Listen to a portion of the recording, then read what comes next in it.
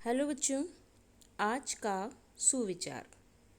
किसी विद्यार्थी की सबसे ज़रूरी विशेषताओं में से एक है प्रश्न पूछना। विद्यार्थियों को प्रश्न पूछने दीजिए।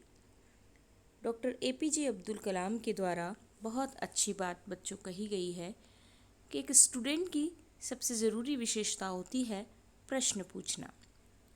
इसलिए अक्सर बहुत सारे जो स्टूडेंट्स हैं वो प्रश्न पूछते हैं कि ऐसा क्यों हुआ, है ना, कहाँ हुआ, क्यों नहीं हुआ, सारी जानकारी उनको चाहिए होती है।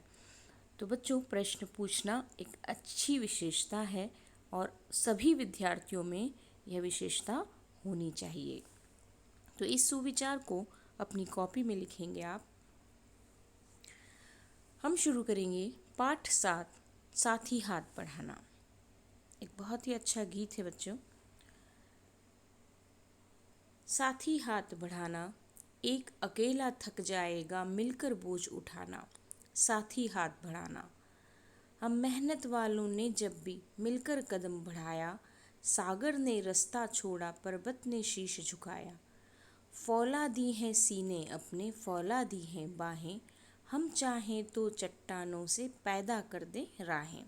साथी हाथ बढ़ाना, मेहनत अपने लेख की रेखा, मेहनत से क्या डरना, कल गैरों की खातिर की आज अपनी खातिर करना। अपना दुख भी एक है साथी, अपना सुख भी एक, अपनी मंजिल सच की मंजिल, अपना रास्ता नेक। साथी हाथ बढ़ाना,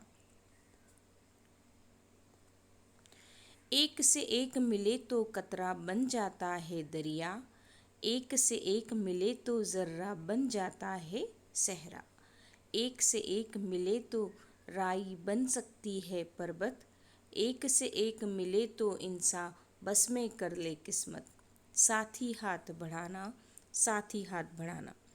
बच्चों, साहिल लुधियानवी जी के द्वारा लिखा गया यह गीत है, जिन्होंने फिल्मों में बहुत सारे प्रसिद्ध गीत लिखे हैं। तो यह गीत भी नया दौर फिल्म में फिल्माया गया है। मैंने आपको वह गीत सुनाया, आप लोगों ने गीत को सुना है। इस गीत के भावार्थ को हम समझेंगे। प्रथम पद्यांश का भावार्थ है, कवि ने इस गीत के माध्यम से लोगों से एक साथ काम करने का आह्वान किया है। आह्वान का अर्थ होता है बच्चों, रिक्वेस्ट की है, प्रार्थना की है, विनती की है। उनका कहना है कि हमें एक दूसरे का साथ देने के लिए अपना हाथ आगे बढ़ाना चाहिए। अकेले व्यक्ति काम करते करते थक जाता है, तो उसके बोझ को बांट कर कम कर लेना चाहिए, जिससे वह भी साथ चल सके। परिश्रम करने वाले लोगों में जब जब भी आपस में मिलकर आगे कदम बढ़ाया है, तब तब उनके लिए समुद्र ने रास्ता छोड़ा है, पर्वतों ने अपना सिर झुकाया है। यानी शक्ति और संगठन के सामने ताकतवर भी झुक जाते हैं। मिलकर काम करना सफलता की गारंटी देता है। यानी परिश्रम करने वाले के सामने मुश्किलें नहीं टिक सकती और व्यक्ति का सीना फौलाद की तरह मजबूत बन जाता है। संगठित व्यक्ति चट्टान को भी चीर कर रास्ता बना लेता है। अतः हमें मिलजुल कर काम करना चाहिए।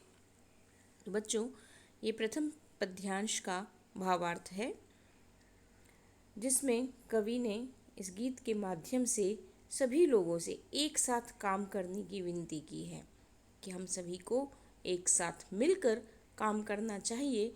एक साथ मिलकर काम करने से हम किसी भी असंभव कार्य को संभव बना सकते हैं।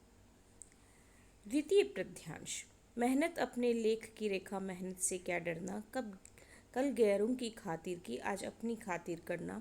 अपना दुख भी एक है साथी, अपना सुख भी एक, अपनी मंजिल सच की मंजिल, अपना रास्ता नेक। साथी हाथ बढ़ाना। इसका भावार्थ है बच्चों, इन पंक्तियों में बताया गया है कि मनुष्य को परिश्रम से नहीं डरना चाहिए। परिश्रम से ही सभी मुश्किलों पर विजय प्राप्त की जा सकती है। परिश्रम करना तो हमारे भाग्य में लिखा है। मेहनत हमारा भाग्य है, इसलिए मेहनत से डरना नहीं चाहिए। कल तक हमारा देश गुलाम था तो हमने विदेशियों के लिए कार्य किया। अब हमें अपने लिए मेहनत करनी है। हमारा सुख दुख एक दूसरे के साथ है। हमारा लक्ष्य सत्य की प्राप्ति है। उसे पाने हेतु हमारी भावनाएं भी नेक अर्थात परोपकारी है। हमें इस ध्येय को पाने के लिए एक दूसरे का सहयोग करना चाहिए। इसके लिए हमें साथ मिलकर काम करना चाहिए। तृतीय पद्यांश है बच्चों। एक से एक मिले तो कतरा बन जाता है दरिया, एक से एक मिले तो जर्रा बन जाता है सहरा, एक से एक मिले तो राई बन सकती है पर्वत, एक से एक मिले तो इंसान बस में कर ले किस्मत, साथ ही हाथ बढ़ाना। भावार्थ, इस काव्यांश में के माध्यम से कवि कहना चाहते हैं कि छोटी छोटी वस्तुएं मिलकर बड़ी बन जाती हैं। कवि का अभिप्राय है कि पानी की एक एक बूंद मिलती है तो सागर का रूप ग्रहण कर लेती है ना। एक एक बूंद मिलकर सागर बन जाता है, दरिया यानी सागर। रेत का एक एक कण मिलकर रेगिस्तान बन जाता है। जर्रा जो होता है ना, जर्रा यानी कण, तो एक और सहरा यानी कि रेगिस्तान, तो एक एक कण मिलकर रेगिस्तान बन जाता है। राई का एक एक दाना मिल जाए तो बड़ा पर्वत बन जाता है। और यदि एक एक आदमी आपस में मिलकर काम करे तो भाग्य को भी वश में किया जा सकता है। और यदि सभी इंसान आपस में मिल जाए तो किस्मत को बदल सकते हैं। इसके लिए एक दूसरे को सहयोग करना होगा। उपरोक्त काव्यांश में एकता के महत्व को बताने का प्रयास किया है। तो बच्चों, ये तीनों पद्यांशों के भावार्थ आपने समझे। इन भावांशों को आप अपनी कॉपी में लिखेंगे।